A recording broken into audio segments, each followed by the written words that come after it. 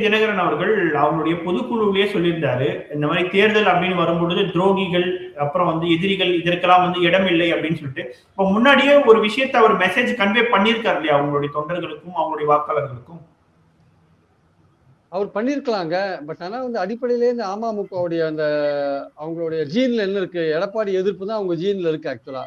அதுலேருந்து நீங்க விலகி போனீங்கன்னா அந்த கம்யூனிட்டி, அவர் எந்த கம்யூனிட்டியை சார்ந்திருக்காரோ அந்த கம்யூனிட்டி பேக்கிங், அதுதான் அவருக்கு தேனியில ஓட்டு போட்டு அதிமுகவை 3வது இடத்துக்கு கொண்டு போச்சு.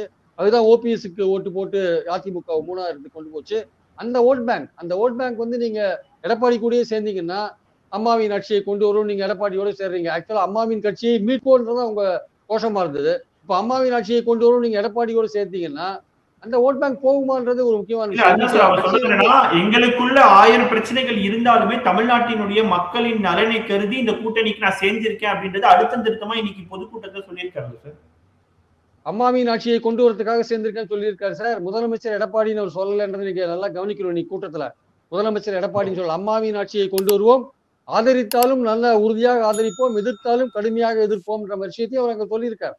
அது வேற விஷயம். ஆனால் பாயிண்ட் என்னன்னா, இன்னைக்கு தினகரன் கட்சியிலேருந்து அவருடைய கட்சியினுடைய துணைத் தலைவர், துணை பொதுச் செயலாளர், 3 மாவட்ட செயலாளர் எல்லாரும் திமுக சேர்ந்தாங்க. அப்ப ஏன் சேர்ந்தாங்க? எல்லாருடைய சமூகத்தோட தான் அவர் அதிமுக என்டிஏ கூட்டணிக்கு போனார். அவரு போலையே. இப்போது புதிய அறிமுகம் ஆச்சி ஹோட்டல் சாம்பார் 50 கிராம் ரூபாய் 20 மட்டுமே.